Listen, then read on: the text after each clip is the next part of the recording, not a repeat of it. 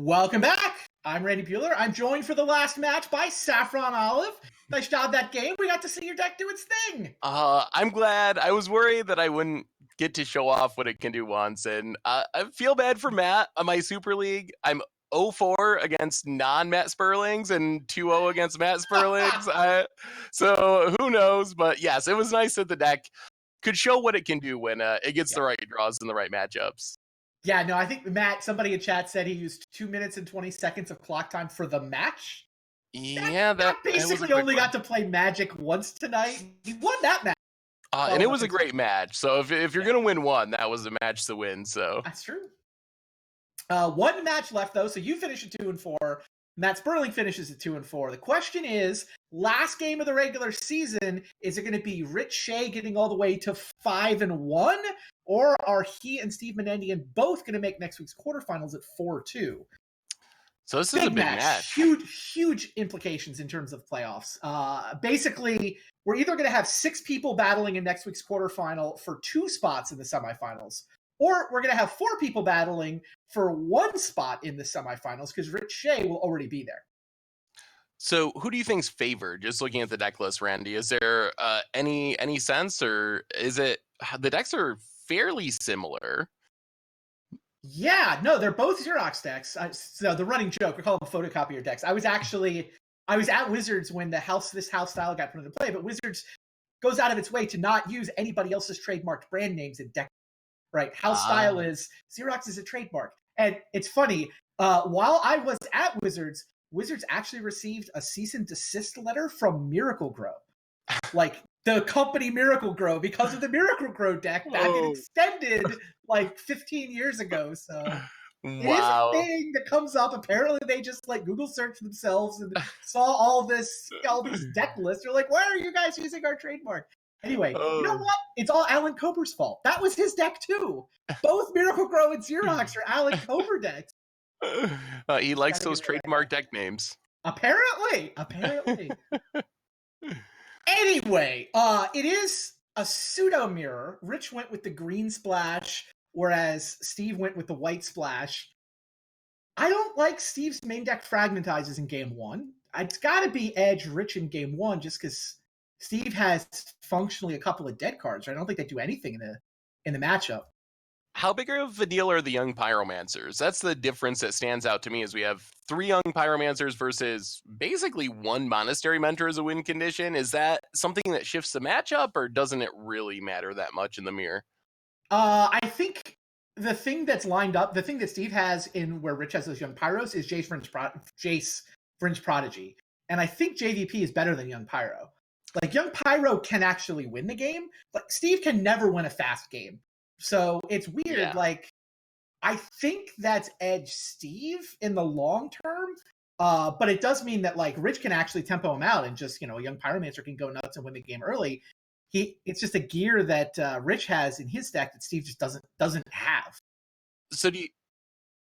Well, we can keep analyzing it, but this could take a little while. We'll see. Let's go down and watch the players start.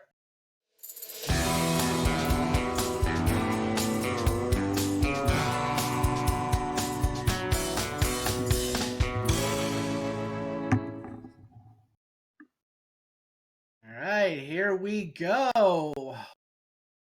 Bunch of permission for Rich Shay. Steve has that fragmentize, which is kind of blank. He has a balance, which isn't particularly exciting. But he does have a Jace. He does. He has 2 planeswalkers and 3 lands. I think you keep that rather than go to 6. Yeah, especially since both the planeswalkers are pretty good at getting rid of the dead cards that are in your hand. So the hand can look a lot different if a planeswalker sticks. Yeah, I feel like we can analyze the way in which the decks are different, but what's really going to matter is it's close-ish, it's mirror-ish, and it's going to come down to draws, right? It's going to come down to who has the key counterspell to stop the threat, who manages to stick a planeswalker early. It's really interesting, these hands, because Steve has a lot of threats, and Rich has a lot of answers. And that Lightning Bolt is actually a great draw. I like Lightning Bolt a lot in these matchups because it doubles as both creature removal and planeswalker removal. I think that's another small difference between the deck, because Steve is going with the swords essentially in that slot. It's funny. I talked about how bad this Fragmentize was, and it's actually pretty good here. That's Rich's only source of friend mana, and he's actually forced to spend a mental misstep defending it. Hilarious. Yeah, that is about as good as Fragmentize will get in this matchup. Ooh. All right, so Rich did hit his land drop. Yeah, now he feels like he can afford to use this Strip Mine. Or, Oh, he's going to get gushed. Oh, this is such... I totally gush. Wow, Steve lets it go. wow. What chapter is that in, Steve Menendian? You're holding a gush and your opponent points a Strip Mine at one of your islands? You're not going to crack the fetch and save it? Yeah, I'm a little surprised. I mean, I think Steve's theory is that he has 2 other lands, so he can still function, and it's a pretty bad tempo hit to pick up both your lands. Like, you really want to gush with mana floating and then play something. Yeah, that makes sense. So I guess, given the existence of 3 lands in his draw already, I'll buy that. It's just I always love saving my lands with gush. Feels so hard good. to pass up the value, yeah. That lightning bolt turned out to be pretty good here. Answering Jace and not having to use one of the premium counter spells. Yeah, like I said, I'm a big fan. I think Rich's deck also has slightly more spells in it than Steve's. Steve has all the Moxes because he's trying to play a little. He's trying to get up the Monastery Mentor, which both makes the Moxes good and makes you want the Moxen. Oh But boy. I mean, Rich is just slightly cheaper mana curve, so I think he's a mana source or 2 lighter. Presumably, this is just a DAC. So there's the Pyroblast on the gush. That's interesting. So do you think that Rich is just going to... will he force a DAC and then just untap and dig? Sure. I Sign mean, me up. might as well. Yeah, force, pitching the misstep. He could smell the DAC fading with the floating mana. And I guess yeah, he can... that fetch land gives him the 6. Yeah, he can dig and then untap, which is way better. Indeed. He figures Steve probably would have used a Force of Will to defend DAC there, so... The coast is clear. Rich is empty-handed, but 3 mana in play to Steve's 1, and Dig Through Time resolves into Young Pyro and a Gush. Wow. Well, This would be potentially one of those games where Pyromancer could get that tempo when we were talking about, except that balance in hand might have something to say about that. This is totally going to be a balance game if this Gush doesn't find permission.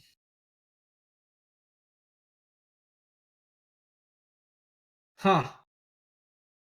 Not much. And now picking up those lands is not that bad when you're balancing, so... Wow, so this is... If he casts Balance, Rich loses a card, but Steve loses a land. Since he drew the swords, maybe... Maybe you just swords to save your land?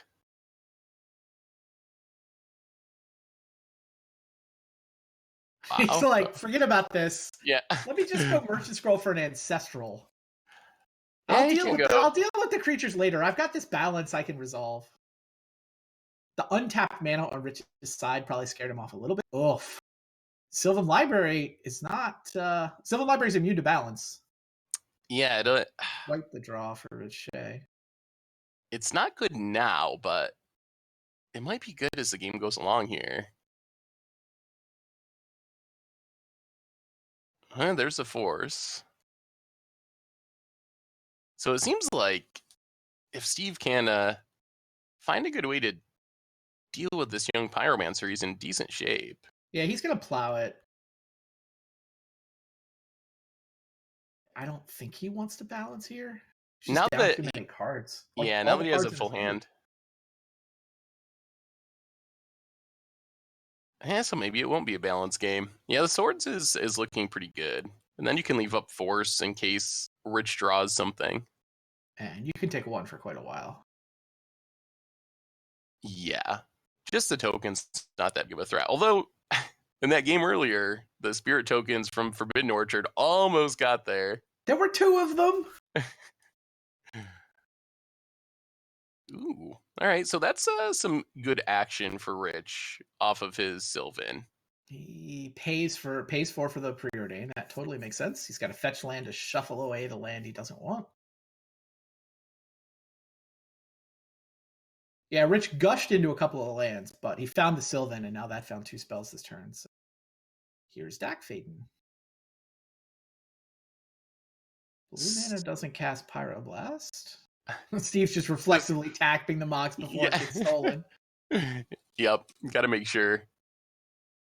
I think Rich wants to go up, like shuffle his library, and then turn those 2 lands into something better. I don't know. Like stealing the Mox Sapphire. Okay, he does steal the Mox Sapphire. He knows that makes it a lot harder for Steve to do something like play Dak Faden and defend it. So, man, I guess this works out pretty fine. I mean, he can plus the Dak later to get turn those lands into spells. Yeah, I like this line. I changed my mind. Good line, Rich. Although that Pyroblast will take care of Dak, and then Rich. I mean, I guess you still have library going, so it's not the end of the world. Right. He's got Sylvan Library. He's got, what is it, 6 lands, which isn't irrelevant. Yeah, he has. Now he's got a Snapcaster for probably dig through time. He has a lot of protection from balance with all those Mox in. Balance is looking much worse now than it was a few turns ago. Is this a time walk turn, or do you try to hold that to get more value? Unclear. Time walk and Pyroblast, maybe? I think Steve's hoping to draw a land. Yeah, I like this. Okay. And then you get to Dak for a land. Yeah. This is pretty good.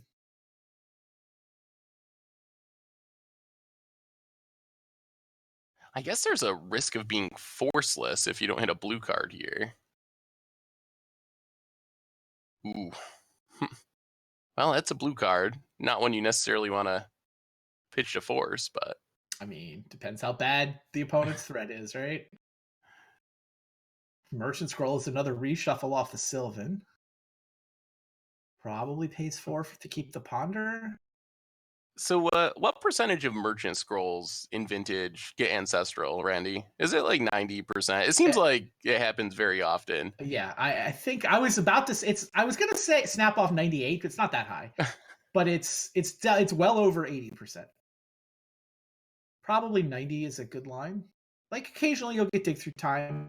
I guess the paradoxical outcome decks are throwing off the average because they can get paradoxical outcome sometimes.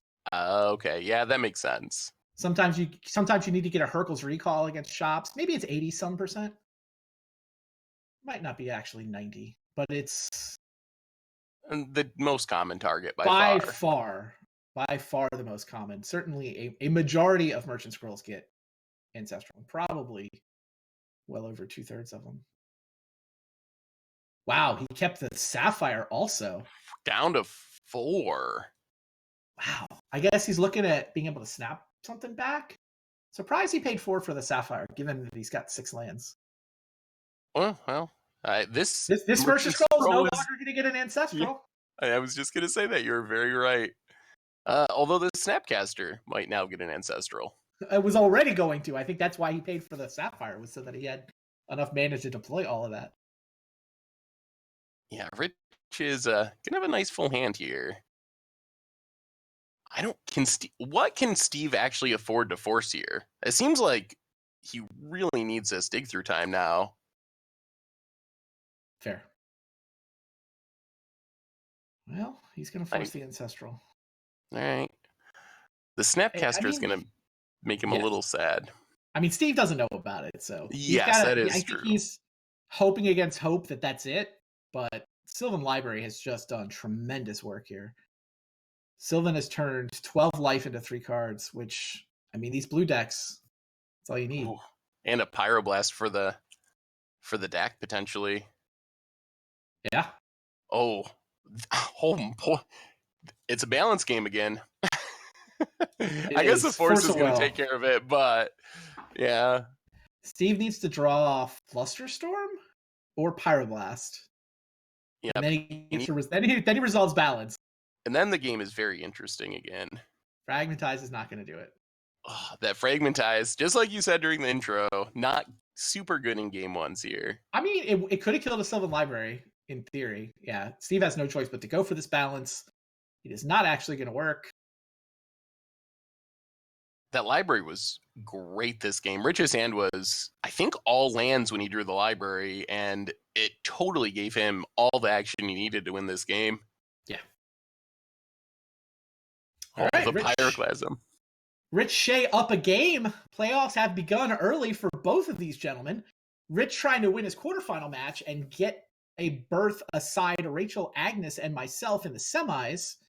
Steve Menendian just wants to get into the quarters. He just wants to come show up next week. And hopefully we can get to the sideboarding screen.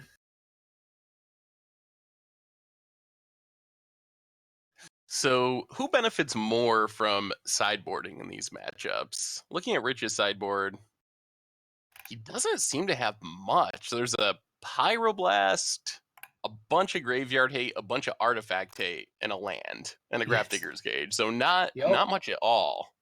Yes, and Steve managed to squeeze 2 copies of Pyroblast into his sideboard. So I'm going to go with Steve benefits more. Okay. I mean, the way these sideboards work, it is functionally a mirror match, right? Like the details are different and the splash color is different, but fundamentally, with all of the flavors of Xerox, your sideboard is, half a dozen plus cards against Dredge, half a dozen plus cards against Shops, and there's just not room for much more. Like maybe there's like a Mindbreak Trap or a Flusterstorm for the PO matchup that you can also use in the mirror. But yeah, since your sideboard is basically anti-Shops and anti Dredge cards, your main deck is kind of already set up to play against blue. Yeah, Steve keeps the Fragmentizes in. I think they actually look better that game than I was giving them credit for. Sylvan Library is the key card I had forgotten about. Being able to Fragmentize the Sylvan Library seems like a really big deal. You have to do it immediately, right? You have to have it before they start. It's going to be pretty good against this hand potentially if it resolves. That Sylvan is pretty much all Rich has going in this hand, really. Great point. So there's a Pyroblast. We have a lot of Jaces down on Steve's side. I've been very impressed with Jace pretty much every game I've seen him in tonight and in other games. It's very powerful with all the cheap spells in the vintage format. Yeah, it's not good. Sometimes it's a liability against Oath, but we didn't really see that come up tonight. It's a little too slow, I think, in a lot of workshop matchups. Okay, that makes sense. But I mean, so the mirror or the blue decks in general are, I think, where it shines. Yeah, and the control mirror like this, it seems very solid. Yeah, I mean, I want to say it's better than Young Pyro, though Rich is the one that won last game. I guess if Steve had stuck a Jace, he would have won. I was going to ask you in sideboarding. I missed my chance. Subterranean Tremors. Why is that in the sideboard? I mean, you need some sort of sweeper in case the enemy Pyromancer or Mentor goes wide.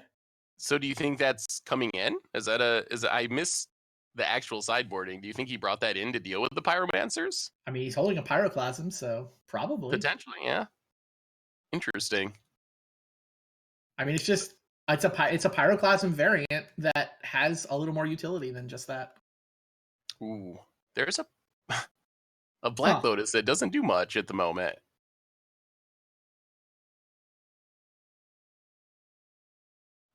There's the library.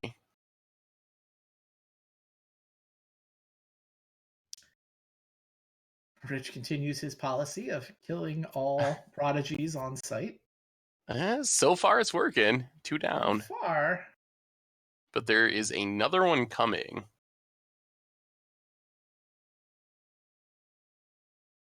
Ooh. Oh, a blue card that he can pitch to Force of Will. That was perfect. That is a good draw. I do not like Mystical Tutor in the blue matchups, but Steve still has it in its deck, and this is about the best you can do with it. You're like, you're a blue card. Awesome. And now we have Jace versus essentially an empty battlefield. Yeah, that Steve needed to draw a blue card there. Like, Rich was going to defend the Sylvan Library, and if Steve had to pitch his Jace to Force of Will, then they were both empty-handed, but top decking a blue card was kind of perfect. Ooh, and a Dak. Now Dak is here. Wow, looks like we're going to game 3. Yeah, Steve is very far ahead. I don't know what Rich can really draw here. To be clear, Subterranean Tremors also obviously has application in the Workshops matchup, right? Being able to actively blow up artifacts. Yeah, that makes sense as well. But I mean, I stand by my description, right? It's a pyroclasm with extra value. But yeah, the value is more evident in other matchups. So Jace is ticking up. Here comes Dak. And I guess Rich is just hoping for card draw, essentially, hoping to peel an Ancestral and somehow get back in the game. Yeah, Ancestral, Dig, Cruise, Merchant Scroll to go get one of those. I mean, he's flooded, essentially. Like, Steve's taking advantage of... He's just been denser with threats, right? He's only got 3 mana cards. Rich is sitting on 6. Not the best time for the mental misstep. Might get this preordained. Yeah, I guess that's... Oh, there's There the Tremors. It is in. And now in the graveyard. Flash it back if we need to later. Is ultimating Jace actually something that happens and wins people games? Or is that... Okay. I think it must happen in Steve's deck. I think it's... Steve said a couple of times that he wouldn't have necessarily piloted this list in a real tournament because he's so light on victory conditions. It's basically just the one Monastery Mentor. I actually think JVP's ultimate is easier to win with than Steve's giving it credit for. He keeps ticking down for random cantrips when I'm just like, that ultimate will win you the game. Yeah, right? There's been It doesn't take that long to deck your opponent at 5 cards a pop.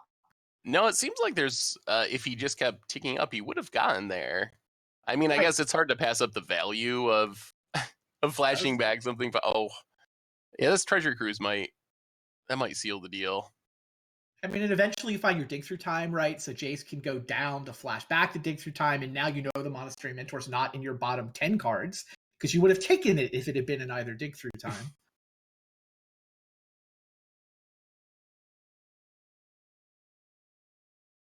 Yeah, I don't know how Steve can really lose this one.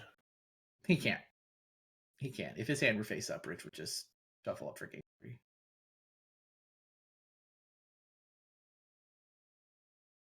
Oh, that'll be exciting. A game 3 for a playoff spot. Big game.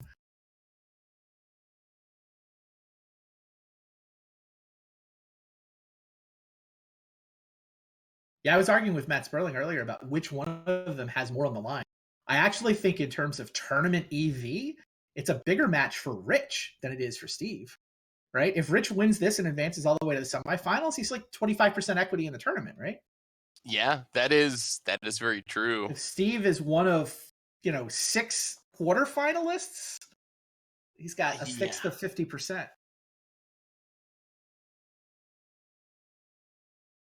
Still under 10% to win the tournament, I guess. So we're going to fight over the Snapcaster. That said, Matt's point is fair. Psychologically, the difference between making the playoffs and not making the playoffs, getting to prepare and play another week of VSL versus not, is probably a bigger deal than that's very 15% equity in winning the event. I definitely would have taken just sneaking into the semis.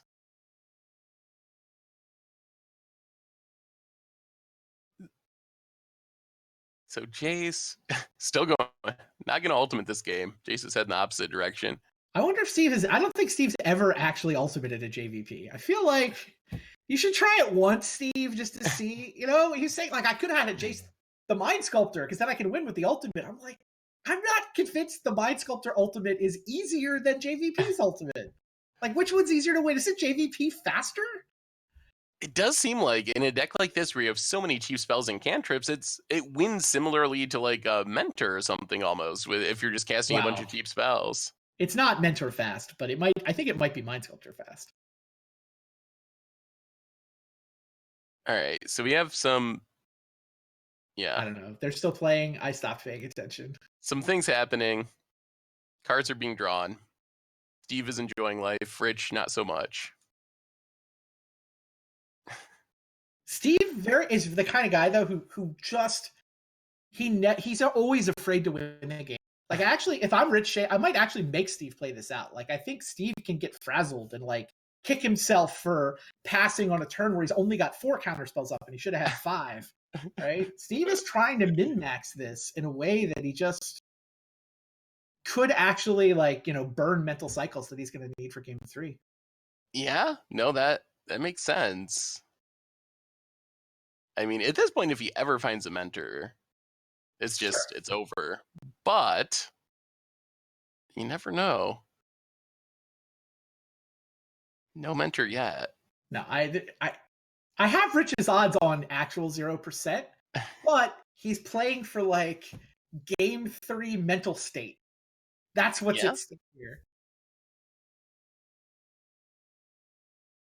I don't know. Preordain. Probably more games got decided by that back in my day than actually get decided nowadays. Yeah, I wonder if it's different playing digitally online than in person in the grind of a long tournament in paper. Yeah, I remember semifinals of a PTQ in like Ohio Valley somewhere. Pat Chapin, Hall of Famer now. Pat Chapin had a prison deck, like, you know, Winter Orb, Icy Manipulator lock style deck. Mm-hmm. And he played a game, I don't know if it was game 1 or game 2, but he basically played a game and just barely decked his opponent by like 1 card. He like and he like played it up the whole way. He's like, oh, thank God I drew this just in time. And like, I don't even remember what his mill card was, some like Silex from Alliances or something. Like decks the guy by 1 card. And like Pat's deck is actually infinite. Like it's got a scroll rack where you can activate scroll rack and like take no cards off but put a bunch on. So he doesn't even need to mill the guy to deck him, right? He can just deck him because scroll rack makes his deck effectively infinite. But he convinced the other guy that it was close and scary. And so in the next game, the other guy just mulligans to 0. He's like, I got you. You can't deck me now. He mulligans to 0. Oh, like, wow. I can't believe you pulled that off, Pat. Yeah. But it was just like, I would have just won the game as quickly as possible and moved on. And Pat's like, no, I think I can get more out of this than just a game win. The most ambitious bolt. You got to try. You know, there's no way it's gonna work, but you gotta give it a shot. Well, Steve found his win condition, so the game, it looks like it might actually end here in a turn or two. I've probably got more Pat Chapin stories if we need them. Yeah, it's a good one. I've never heard that one before. The tournament organizers, it's like untimed rounds in the top 8. It was a top 8 match, so it's untimed. Is the only reason Pat can actually go for this. The TO is like on a table asleep. Jeff Donet.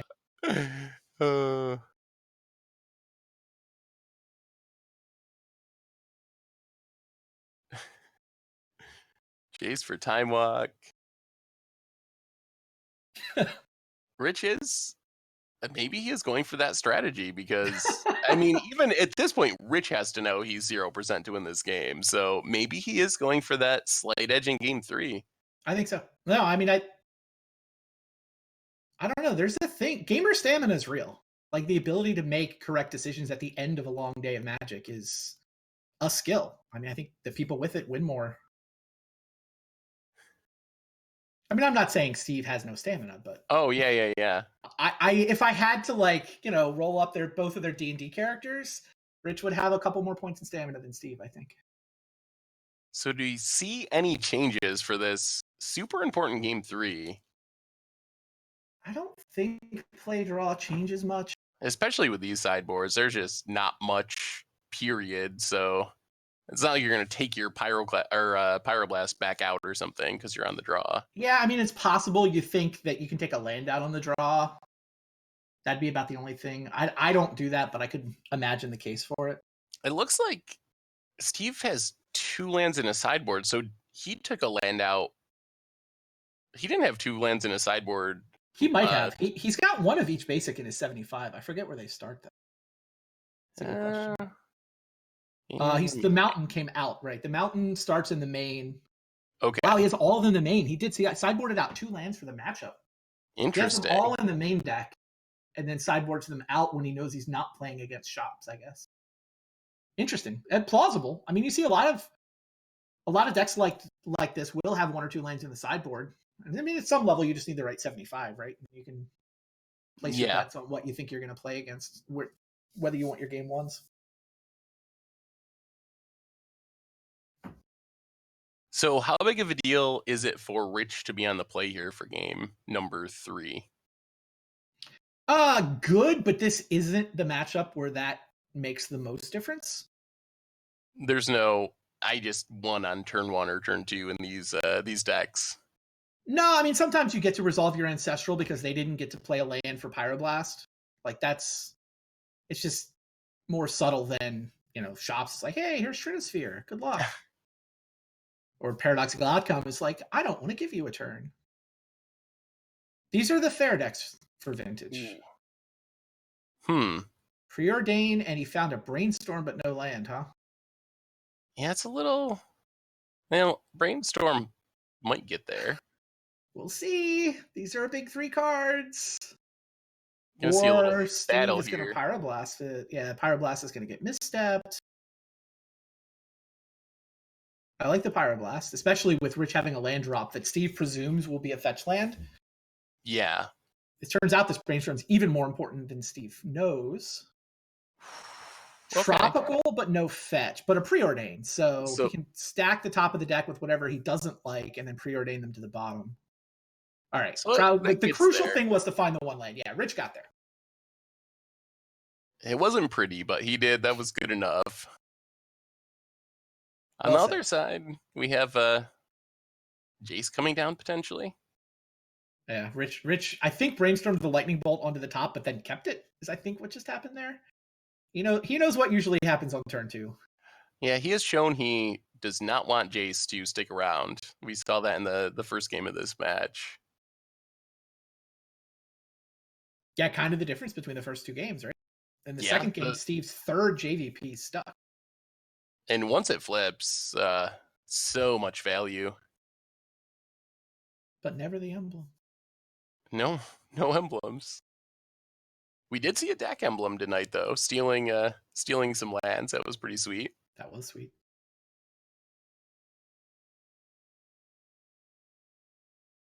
What is Steve debating? Isn't this just Windmill Slam JVP?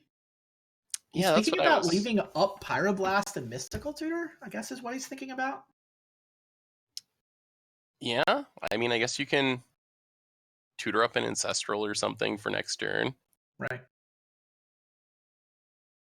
Wow, okay. Yeah, no looks Jace. like he wants his defense. There's the fetch land. Rich is like, all right, I'll play a Jace of my own. I'll run mine out. With Pyroclasm in hand, I would think Steve lets this resolve. Yeah, seems like a good way to get value out of that Pyroclasm. That's how I would play it. The question is, how's his mana going to be next turn? Like, he kind of wants to Mystical for Ancestral, defend it with Pyroblast, but then if he's Ancestral Pyroblast, he doesn't have Pyroclasm mana, and then Jace can flip. Although, I guess... I think you just... Okay, he's going to go ahead and Mystical. I mean, I think he wants the Ancestral because he wants it in the graveyard for eventually flashing back with a Jace.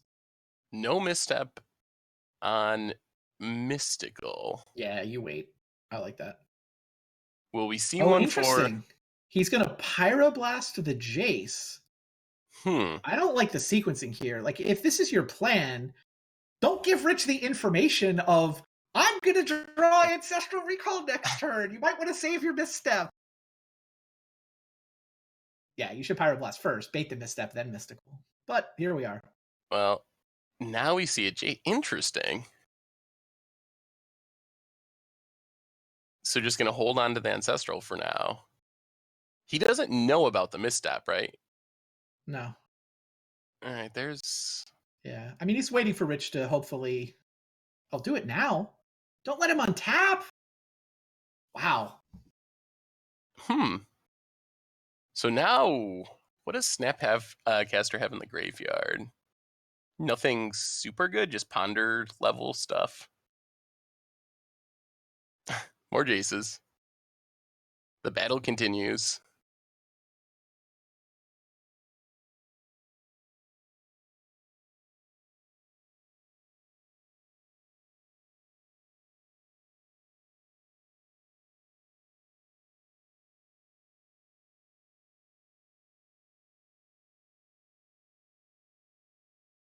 That chase can be answered via Snapcaster Mage. Which presumably Rich will do end step.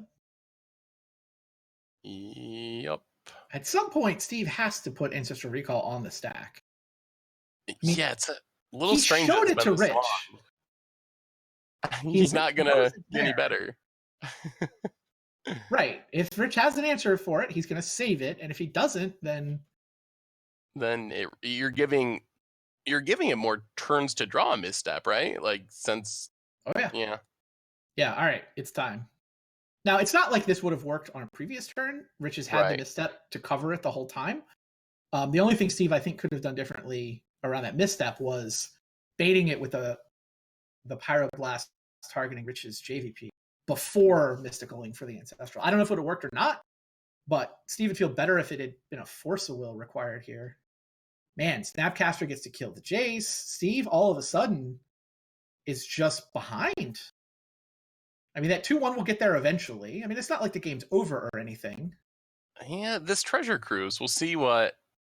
Oh, okay. It's well, funny, I guess like hard cast Force of Will. I was thinking, like, wow, this is risky, but at some level, if Rich draws a land, he's fine, and if he draws a blue card, he's fine. So it's only like the thin sliver of red cards that aren't Pyroblast that would have let this treasure cruise resolve. Yeah, there actually weren't that many whiffs. That's a good point. Yeah, when the land or the spell helps you, there's not a lot of whiffs. I like the Pyroclasm to get rid of Snapcaster. Sure. Maybe Rich cares to fight. If not, fine. Treasure Cruise has more food. Wow. Both players are going to be completely empty-handed. This is quite the vintage game. This is, you tell people about vintage, they always imagine the turn 1 kills, and I think these games happen more often where they've played 6 turns and everything has canceled out everything now. It's 5 lands playing 4, empty-handed. Yeah, top deck war. Pyromancer. Ooh, all right. Blast. Pyroblast. Dak. Oh, well, Dak. Pyroblast can counter Dak. Steve's Pyroblast cannot defend it. Yeah, that's huge, and that's a token as well, which actually speeds up the clock from 6 turns to 4 turns. Yeah. Yeah, to be fair, they went empty-handed at the same time. Rich did get the first draw, right? Yep. That Rich was like, I thought Rich navigated those early turns a little better, and what his profit was 1 land in play and the first chance to top deck, but that may actually be good enough here. The 1 land in play was the land he needed to hardcast Force of Will, and getting to top deck first is working out. There's still some huge draws potentially from Steve. Misstep. Okay, that's not one. He only gets, 2 more of them. Oh, all right. Rich whiffs. Yoink, Brainstorm. I mean, that's what you want when you're in this position. Absolutely. Whoa, he's going to slow roll it. I would have done that main phase. Oh, that bolt is huge. That bolt is huge. 3 damage down to 3. There's a misstep, says though. Go. Wow, he didn't cast it. The patience. Crazy. He passed and waited for the fetch land? Wow, and Rich waits on the lightning bolt. I think I might have bolted in. I guess Rich wants him to prove he can deal with young Pyromancer before he's going to commit this lightning bolt. Yeah.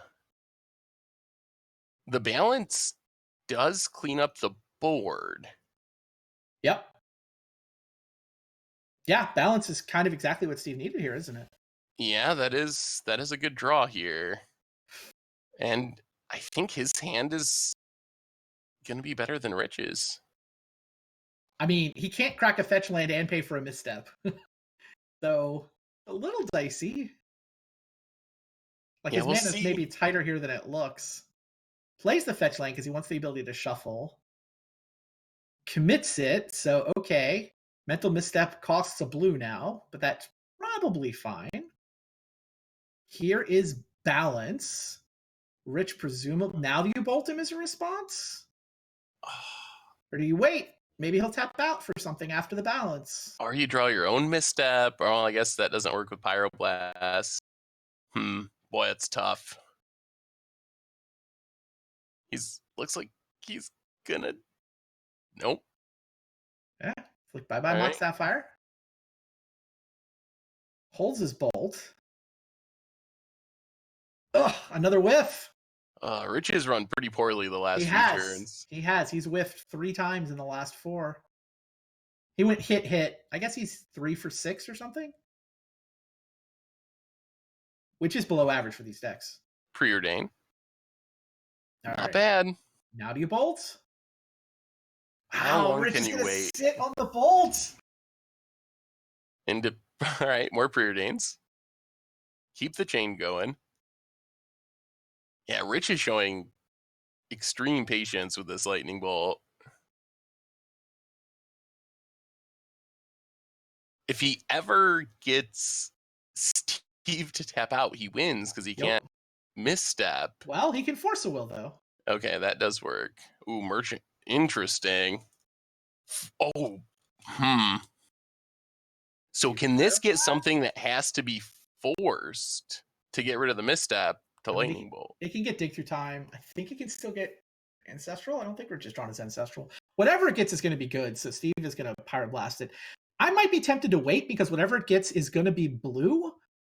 So you make Rich's deck worse if you pyroblast the threat rather than leaving the threat in his deck. Ooh, that's a good draw. Yes. There's the Jace. Might be time. All right. Preordain. Wow. Does this bait the misstep? Does this bait the misstep? Oh, this might be the game right here. This is intense. This decision. Steve can only counter once, by the way. So if this finds anything, finds Gitaxian Probe. Now Rich knows. Ancestral. Oh my god. 3 more. I think you have to misstep it. You probably have to. But like, you don't know he's holding Lightning Bolt. Yeah, you don't. Misstep Ancestral Recall. You're probably thinking he would have cast it by now. What patience from Rich Shay. He's going to resolve this Lightning Bolt 6 turns after he drew it. Wow. Unbelievable. There's the Lightning Bolt. What a game. Oh, that was a great game. Wow. That was awesome. What a game of Magic. Rich Shay, ladies and gentlemen. 5-1, through to the semifinals, earned himself a bye, does not have to show up and play Vintage next week. He's going to show up the week after and wait to see what happens in the quarterfinals. Unbelievable. Yeah, that was a great game. Great patience. Well played by both players, I think. Just a really good game. Yeah, I mean, essentially, Steve had the patience to wait. He saved his brainstorm for the last possible turn. Knew he needed to fight. He was drawing pretty slim to deal with the young Pyro, so wanted to maximize his chance of finding the balance. Found it, resolved it, and Rich waited until he could either defend his Lightning Bolt or bait out all of Steve's permission and pulled it off. Yeah. And that was the last turn that Jace was about to flip, and that would have taken over the game. So it came right down to that turn. That was it right there. And that was the turn. Rich had to put that Lightning Bolt on the stack that turn, one way or the other. Finds Preordain into Gitaxian Probe into Ancestral. Wow. What a sequence. Wow. Steve Menendian does finish the season at 3-3 now. Tonight worked out to be a 3-0 from Rich Shay and then a trio of 1 and 2s. So we add one person to the playoffs. It'll be Rich, Rachel, and myself waiting in the semifinals.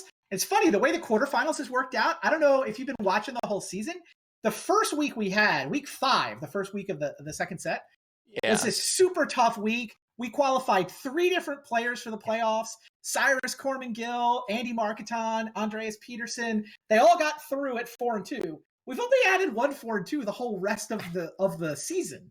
Right, they get joined by Brassman, right? Andy Probasco is going to join them, but basically they're just going to run back week 5 again. The 3 of them are going to battle, except this time it's Brassman instead of Seth Manfield. And then the winner of that scrum does get to go to the semifinals and play on. So that's going to be a great week next week. Those week 5 was awesome. All of those players are great. Throwing Brassman into the mix certainly doesn't make it any easier. Yeah, the playoffs are going to be super exciting. So many good players. It's going to be fun. Should be. Well, it's been great hanging out with you. What'd you think of Vintage? It's awesome. This was my first experience in it, and I definitely plan to continue to play. I think I will. I've been jamming some leagues now and then, and once you get it, it's hard to give it up. There's not really anything else like it in Magic, and Magic Online is great for it. Like Yeah, really is. I hear so much when I do like a deck tech on Vintage or something, people bring up just how inaccessible the format is, and Magic Online is so accessible. So if you're one of those people like me that you're like, I don't have the cards, I can't get the cards, Magic Online is a great option if you want to check out a really unique and really fun format. So the hook has been planted, huh? We got it has been. You got me. You got me, and I'm gonna sooner or later you'll see my name up there with a 5-0 list or something. It'll happen. All right, awesome. Wow, that was a fun show. Thanks for hanging out with us, Seth. Well, thanks for having me. Thanks for watching, everybody. That is going to do it for the regular season. Come back next week. We've got 4 fine magicians battling in the quarterfinals, trying to get through to the semis. We will see you then.